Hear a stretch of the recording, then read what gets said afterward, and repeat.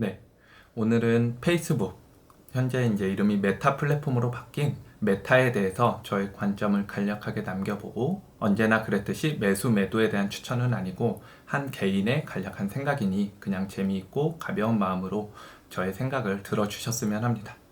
일단은 제가 메타를 보는 관점은 사실 굉장히 긍정적이다 라고 볼 수 있어요. 왜냐하면 제가 앞선 영상에서도 항상 강조하듯이 제가 좋아하는 장기 투자하기 적합한 주식 중에 하나가 저는 메타가 아닐까 생각이 듭니다. 왜냐하면 미국 주식이고, 그리고 성장 섹터에 들어가 있고, 제가 가장 좋아하는 유명한 CEO, 그리고 그 CEO의 천부적인 재능들, 그리고 인지도, 그리고 마지막 유대인이라는 점까지 저의 사실은 마음에 쏙 드는 기업 중에 하나가 메타가 아닐까라고 생각이 됩니다. 하지만 그럼에도 불구하고 제가 메타에 사실 적극적으로 투자하지 않는 이유는 현재 시가총액이 1000조인데 과연 이게 1년까지 갈 수 있을까? 즉 10배 이상의 수익률이 날 수 있을까를 봤을 때 저는 그 부분에 대해서는 사실은 제 자신이 확답하기 어렵기 때문에 투자에 대해서 조금 보류하는 경향이 있고, 그리고 두 번째는 과거 제가 페이스북이나 인스타를 하던 시간에서 지금은 많이 유튜브나 틱톡 등으로 넘어갔기 때문에 저의 경우 기존 SNS 점유율이 인스타에서 많이 다른 부분으로 넘어갔다. 이런 점들이 조금 더 페이스북을 보수적으로 볼 수밖에 없는 저의 관점이 아닐까 생각이 듭니다. 그리고 마지막으로는 최근에 많은 이제 제재가 있었죠. 뭐 반독점법에 대한 이슈라든가 직장 내 성희롱, 그 다음에 페이스북이나 인스타가 청소년이나 다른 기타 사람들에게 악영향을 미치는 등, 그리고 또한 애플의 iOS 정책이 바뀜으로 인해서 광고 매출이 줄었다는 점, 이런 점 등은 메타를 조금 더 보수적으로 보는 사람들이 이제 메타의 시대는 끝났다 라고 생각하는 게 아닌가 싶습니다. 근데 그럼에도 불구하고 제가 오늘 이 주제로 여러분께 말씀드리는 이유는 그런 메타가 이제는 정말 메타버스 시대에 맞춰서 또 다른 혁신을 준비하고 있기 때문에 그런 관점으로 다시 한번 투자에 관심을 가져볼 만한 기업이 아닐까라는 생각에서 저의 생각을 좀 남기게 되었습니다. 그래서 아마 이후 시간에 제가 메타버스에 대해서도 좀 더 자세하게 얘기를 하고, 메타버스를 얘기를 하다 보면 자연스럽게 블록체인이나 가상화폐에 대해서 얘기를 할 수밖에 없고, 그리고 당연히 최근에 열풍으로 분 NFT에 대해서도 말씀을 드려볼 기회가 있지 않을까 싶습니다. 어쩌면 이제 메타라는 기업은 더 이상 SNS에 국한되지 않고 메타버스라는 분야의 선도 기업이 되기 위해 이미 많은 것들을 준비하고 또한 미래를 설계하고 있지 않나 라고 저는 생각이 됩니다. 그리고 약간 메타버스 하면 많은 사람들이 지금 다양한 의견들이 있는 것 같아요. 뭐냐면 불과 몇 개월 전만 하더라도 메타버스가 마치 우리의 이제 일상생활에 깊숙이 들어와서 우리의 삶을 송두리째 바꿀 거라고 생각을 했지만, 막상 뚜껑을 열어보니 그냥 이건 인터넷의 연장선상 아니야? 아니면은 우리가 사실 하고 있는 게 이미 메타버스다 라는 식의 의견도 있는 것 같아요.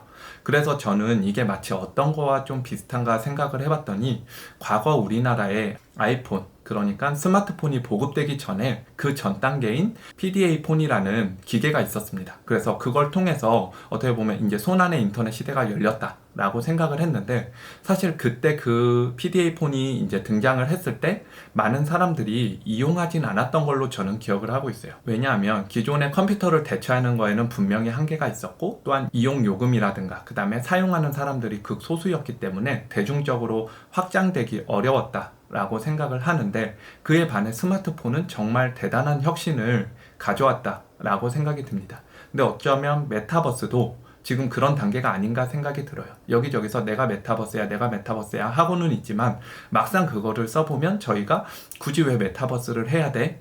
약간 이런 의구심이 들기도 함과 동시에, 그리고 약간 무언가를 쓴다는 거, 그 다음에 어떤 세계로 들어가는 거에 대한 아직까지 거부감이 있고, 그리고 그게 현실과의 괴리가 있기 때문에 오히려 되려 사용하는데 굉장히 불편하다 라고 드는데, 과연 메타라는 기업에서 말하는 메타버스 세상은 이런 불편한 점들을 다 해결을 할 수 있을지, 그 부분이 오히려 저희가 조금 더 관심을 갖고 봐야 될 부분이 아닌가라는 생각이 들어요. 그래서 우리가 기존에는 그런 생각을 많이 하겠죠. 왜냐면 게임도 메타버스 같고, 그 다음에 어떻게 보면 SNS 활동을 하는 것도 메타버스 같은데, 그런 거는 제가 보는 관점에서는 어떻게 보면 메타버스라고 보기에는 조금 무리가 있지 않나 라고 저는 생각이 들고, 그러면 정말 메타에서 말하는 메타버스가 뭔지에 대해서 조금 더 우리가 관심을 갖고, 그리고 주커버거는 정말 이 일을 해낼 수 있는가, 여기에 우리가 조금 더 방점을 찍고 관심을 가져야 되지 않을까라고 저는 생각을 합니다.